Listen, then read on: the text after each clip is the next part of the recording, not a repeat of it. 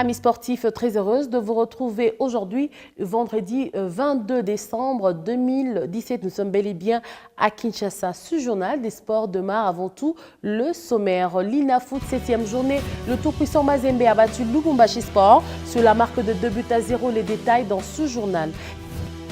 Les sanctions viennent aussi de tomber à l'encontre de l'OC Mongano, sanctions d'ordre disciplinaire, et c'est là en rapport avec les incidents survenus lors de la rencontre AS Dauphin Noir Mongano.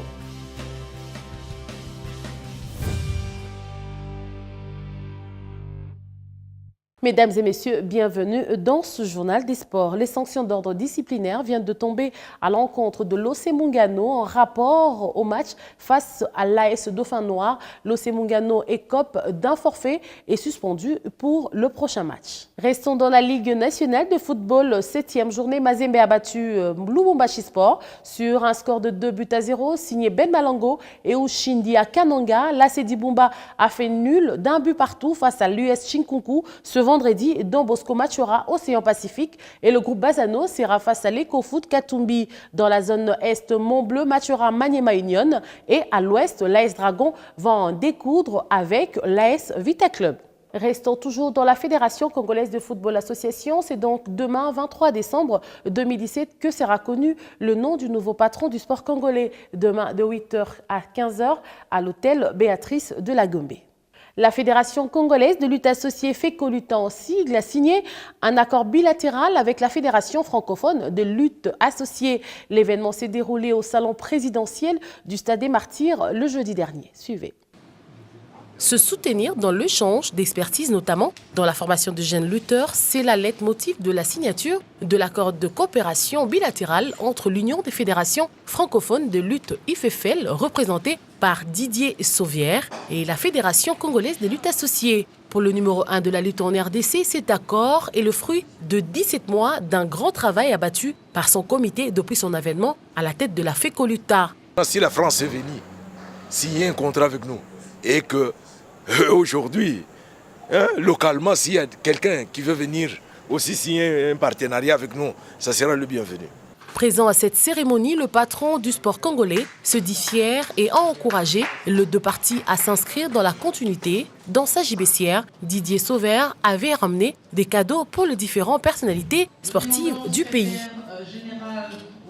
Parlons à présent taekwondo où il y a une grogne. L'amicale des taekwondoïtes manifeste leur mécontentement en rapport avec les élections organisées par la fédération de taekwondo au sein de l'entente de Kinshasa-Ouest et les manques des élections à la Ligue de Kinshasa-Ouest de taekwondo. Ils ont fait un mémo qu'ils ont déposé auprès du comité olympique du Congo. Le vrai problème a été traité au niveau de la motion de défiance que nous avons déposée au comité olympique congolais. Si nous pouvons attendre la réaction du comité olympique congolais, ça serait bien. Je ne suis pas content de la façon dont les choses se marchent au niveau de la Fédération congolaise de taekwondo, raison pour laquelle nous sommes venus ici déposer notre motion de défiance auprès du comité olympique congolais. Comme je disais tantôt, madame, on a déjà déposé la motion, on ne peut plus commenter sur à la presse. Nous sommes là pour favoriser une pratique épanouissante du sport. Et ça nous fait toujours mal au cœur de voir des sportifs se plaindre. Et généralement, les choses sont beaucoup moins graves qu'on le croit. Et je pense qu'on est une grande famille, la famille sportive. Donc on doit pouvoir, dans une famille, trouver des solutions pour que tout le monde travaille ensemble. J'ai écrit à mon grand frère Alain Badachil pour lui demander exactement ce qui s'est passé au sein de cette fédération, qui est une belle fédération, qui a eu des beaux résultats, qui a surmonté des choses, je pense, beaucoup plus difficiles. Alors j'ai l'impression qu'il y a une petite incompréhension, mais on doit pouvoir arranger ces choses-là rapidement, puisqu'on a déjà au mois de juillet les Jeux d'Alger où le taekwondo est attendu. On a Buenos Aires 2 mois après, en octobre 2018, on a 2020 où le taekwondo est attendu. Donc voilà. Il y a peut-être des fédérations qui peuvent se permettre le luxe de confier, mais pas le taekwondo. Le taekwondo, on a besoin d'eux parce que c'est une discipline susceptible de remporter des médailles. Il faut très vite remettre tout le monde au travail et permettre vraiment que chacun s'épanouisse.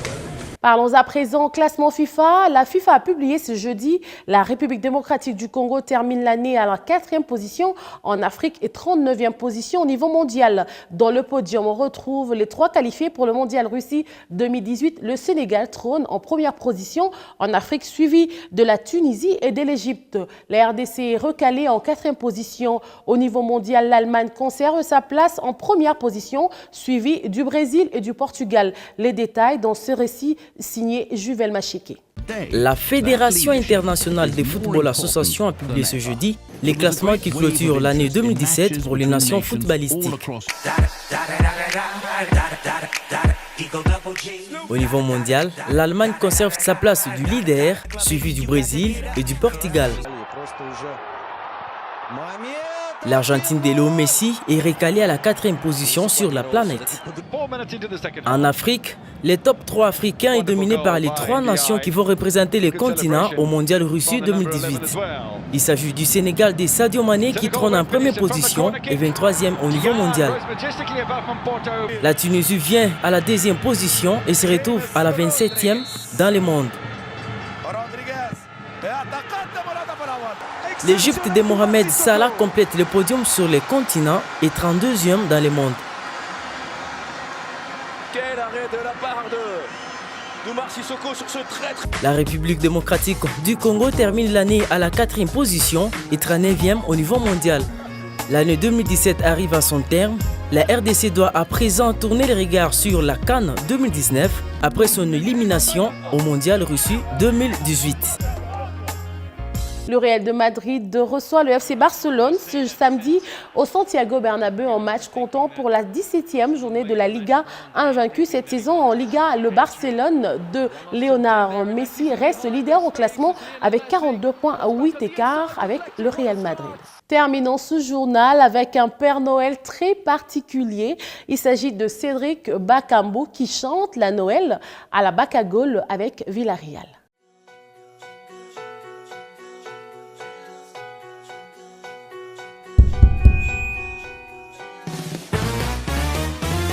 Bakambu, Bakambu, Bakambu, lo que cae grita fuerte que vas a chupar. Macangol, Bakambu, este es el villancico del Villarreal. Ya llegó la Navidad, así llegó alegre San, y Bruno volverá al grito de Endoval, el estadio a rebosar. La afición animará y todos lucharemos peleando hasta el final. Bakambu, Bakambu, Bakambu, lo que cae grita fuerte que van a chutar. Marcan gol, Bakambu, en la Liga, en la Copa y en la Europa League. Asenjo regresó con los guantes puestos ya, pero chao me gritará que los tengo que parar. El equipo unido está y debemos desear a todos los grogues una feliz Navidad. Bakambu, Bakambu, Bakambu, lo que baile grita fuerte que van a chutar. Marcan gol, Bakambu. En la Liga y en la Copa y en la Europa League. El Villarreal los desea. ¡Feliz Navidad! ¡Oh, oh, oh, oh!